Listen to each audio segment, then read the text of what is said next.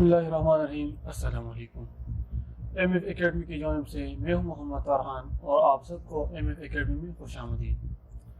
जैसा कि दोस्तों आप सबको मालूम है कि हमने अपना दूसरा lecture factors responsible for increasing high yield के बारे में स्टार्ट किया था। हमने उसमें पहले पॉइंट के बारे में डिस्कशन की थी जो कि हमारा था कि using of high yielding varieties. ठीक है जी, आज हम उसके कुछ अगले पॉइंट्स के बारे में बात करेंगे, तो हमारे साथ रहिए।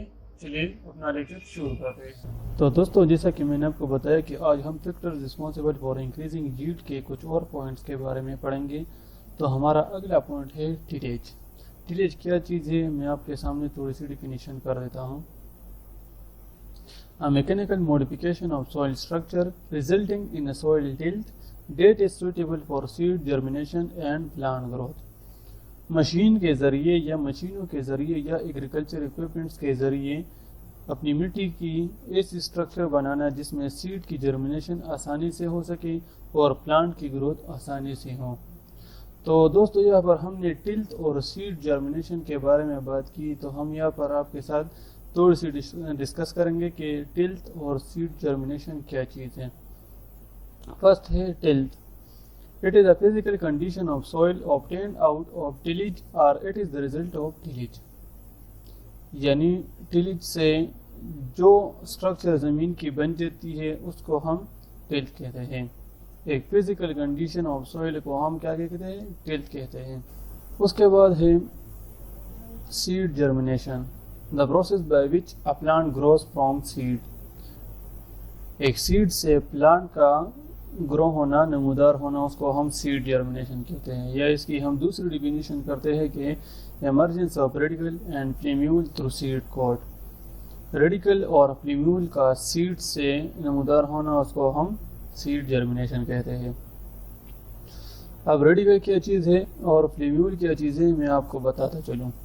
Radical, the radical is the embryonic root of the plant and grows downward in the soil. असल में जो सीड से नए रूट निकल आते हैं उसको हम रेडिकल कहते हैं और उसकी जो ग्रोथ होती है वो डाउनवर्ड द सॉइल होती है। फ्लेम्यूल क्या चीज़ है, the फ्लेम्यूल is a part of a seed embryo that develops into shoot bearing. जाहिर सी बात है, एक प्लांट जब ग्रो होता है तो वो शूट बेयरिंग भी उसकी होगी, यानी लीव्स की जो ग्रोथ भी उसकी होगी।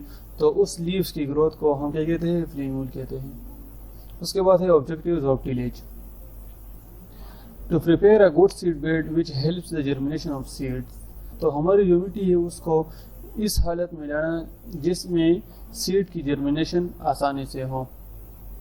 To create condition in the soil suited for better growth of crops. और फिर वही बात होगी कि मिट्टी को इस काबिल बनाना जिसमें हमें हमारी जो क्रॉप्स है वो अच्छी तरह ग्रो हों। To control the weeds effectively, weeds को बाकायदा तौर पर कंट्रोल करना होगा। वीड्स हमारे पास अनवांटेड प्लांट हैं। To make the soil capable for absorbing more rain water, मिट्टी को इस हालत में लाना होगा ताकि वो ज़्यादा से ज़्यादा पानी जो है ना वो जज़ब कर सके।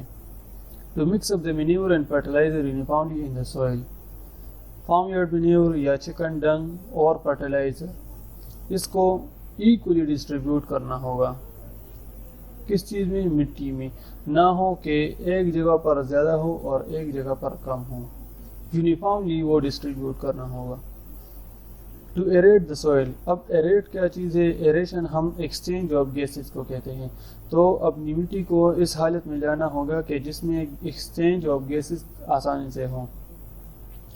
To provide adequate seed soil contact to permit water flow to seed and seedling roots.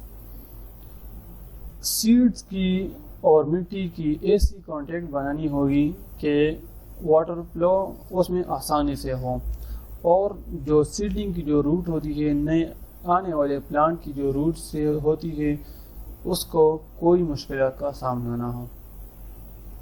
To remove the hard pen and to increase the soil depth, सख्त चीज़ें हमें अपनी ज़मीन से निकालनी होगी और अपनी जो मिट्टी की डेप्थ है, गहराई है, वो बढ़ानी होगी।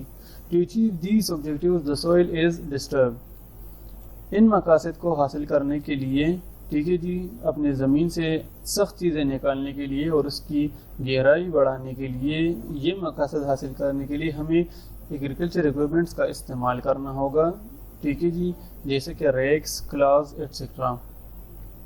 اس کے بعد ہے prepare seed bed properly. Seed bed کیا چیز ہے؟ The local soil environment in which seeds are planted, یعنی عام ماحول مٹی کی جس میں سیڈ کی جرمنیشن آسانی سے ہو۔ اس کے بعد ہے seed bed preparation. Seed bed کی پریپریشن کیسی ہونی چاہیے؟ The removal of debris, insect eggs and disease spores are often found in plants debris, and so this is removed from the plant. Stones and larger debris will also physically prevent the seedling from growing. ہمارے پاس جو پرانا ملبہ ہوتا ہے اور جو insect eggs رہ جاتی ہے ہماری زمینوں میں، اس کو ہٹانا ہوگا۔ کس لیے؟ کیونکہ اکثر اس جو پرانے ملبے میں ایک ایسی بیماری جو ہے نا وہ رہ جاتی ہے کہ ہماری جو آنے والے کراپ ہے وہ بیماری اس کو منتقل کر دیتی ہے اور ہمارا جو کراپ ہے اس کو نقصان پہنچا دیتی ہے، ٹھیک ہے جی، پھر وہ ہمارا پلانٹ گروتھ نہیں کرے گا۔ اس کے بعد ہے levelling. The site will have been level for even drainage. ہماری جو زمین ہے، ہماری جو کھیت کی زمین ہے، ٹھیک ہے جی، جس میں ہم کھیتی باڑی کریں گے، وہ ایسی ہونی چاہیے کہ اس میں واٹر لیک کنڈیشن نہ ہو۔ اس کے بعد ہے breaking up the soil. Compacted soil will be broken up by digging. This allows air and water to enter and help the seeding to penetrate to soil. Smaller seeds require a fine soil structure. The surface the soil can be broken down into a fine granular structure using a tool such as a rake. تو ہماری جو مٹی ہوتی ہے نا، یہ بعض اوقات کلے فارم میں ہوتی ہے، ٹھیک ہے جی، تو اس کو نرم حالت میں لانی ہوگی، ٹھیک ہے جی، ڈگنگ کے ذریعے۔ کس چیز سے ہم ڈگنگ کرتے ہیں؟ کلاس سے یا ریگ، ہمارے پاس اکوپمنٹ ہے ایگریکلچر کی، اس کے ذریعے ہم زمین کی ڈگنگ کرتے ہیں۔ تو یہ ہم اس لیے کرتے ہیں کیونکہ ہمارے پاس سیڈ وہ چھوٹے ہوتے ہیں، نازک ہوتے ہیں، تو اس کی گروتھ جو ہے نا وہ کمپیکٹ سوئل میں مشکل ہوتی ہے۔ تو اس لیے سیڈ کی جرمینیشن کے لیے ہمیں اپنے جو سوئل ہے اس کو نرم حالت میں لانی ہوگی۔ اس کے بعد soil improvement. The soil structure میں be improved by the introduction of organic matter such as compost اور پیٹ۔ تو ہمارے جو مٹی ہے اس میں آرگینک میٹر کا ویلیو انکریز کرنا پڑے گا تاکہ ہماری جو کراپ کی گروتھ ہے وہ آسانی سے ہو اور ہمیں کوالٹی والی ییلڈ ہو، جیسا کہ آج کل ہمارے پاس کمپوسٹ اور پیٹ موس استعمال ہوتی ہے۔ اس کے بعد ہے فرٹیلائزنگ۔ The nitrate and phosphate level of the soil can be adjusted with fertilizer. If the soil is deficient in any micronutrients, these two can be added. تو ہمیں اپنی سوئل یہ نا اس کو لیبارٹری میں لے جانا ہوگا اور اس کی چیکنگ کرنی ہوگی کہ جس نیوٹرینٹ کی کمی ہو وہ ہم پرووائڈ کریں گے اپنی سوئل کو، چاہے وہ مائکرو نیوٹرینٹ ہو یا میکرو نیوٹرینٹ ہو، تو ہمیں اپنی سوئل کو پرووائڈ کرنی ہوگی جس سے ہماری جو کراپ کی کوالٹی ہے اس پہ اثر نہ پڑے۔ اس کے بعد بیلنس فرٹیلائزر۔ بیلنس فرٹیلائزر کیا چیز ہے؟ The proper supply of all nutrients, macro and micros, throughout the growth of a crop. تو سمپل سی بات ہے کہ نیوٹرینٹ کی سپلائی چاہے وہ مائکرو نیوٹرینٹس ہو یا میکرو نیوٹرینٹس ہو اس حد تک ہمیں دینی ہوگی جب تک ہماری کراپ کی گروتھ ہوتی رہی ہو۔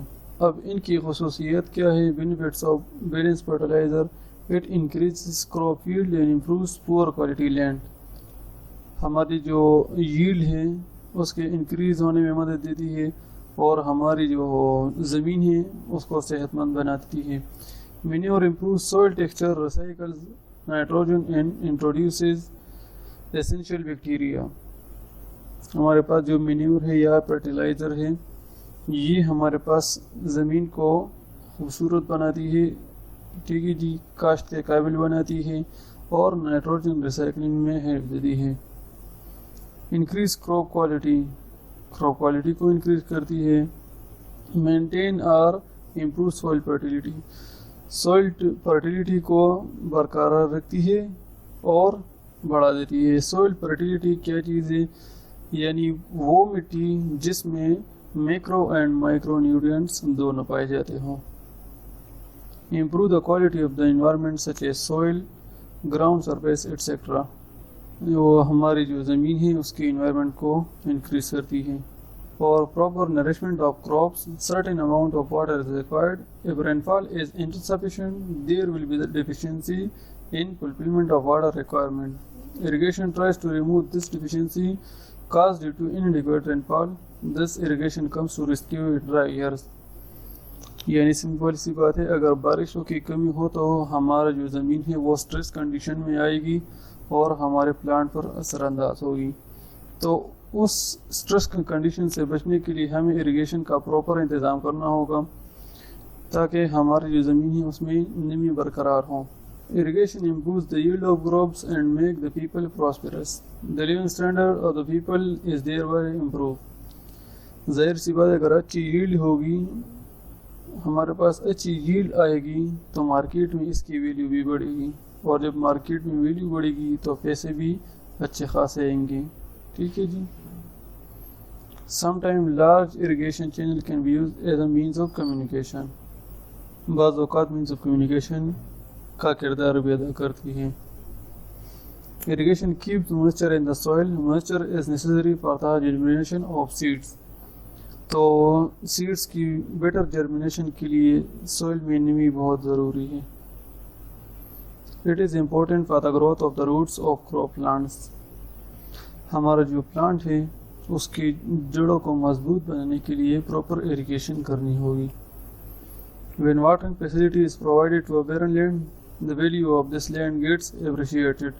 اگر ایک بنجر زمین کو پانی کی فیسیلٹی ہو، پراپر اریگیشن اس کو پرووائڈ ہو تو وہ بہت بہتر ہوگی، کاشت کے قابل ہوگی۔ تو یہ کچھ پوائنٹس تھے factor responsible for increasing yield میں۔ تو دوستو، امید کرتا ہوں آپ کو لیکچر اچھی لگی ہوگی۔ اگر آپ کو اس لیکچر میں کہیں بھی سمجھ نہیں آئی ہو تو کامنٹ سیکشن میں کویشچن کر دیجئے، میں انشاءاللہ پوری کوشش کروں گا آپ کو سمجھانے کے لیے۔ ٹھیک ہے جی، تو آج کے لیے اتنا کافی تھا، تو ملتے ہیں نیکسٹ ویڈیو میں انشاءاللہ۔ تب تک کے لیے اپنا خیال رکھیے اور مجھے اپنی دعا میں یاد رکھیے۔ والسلام۔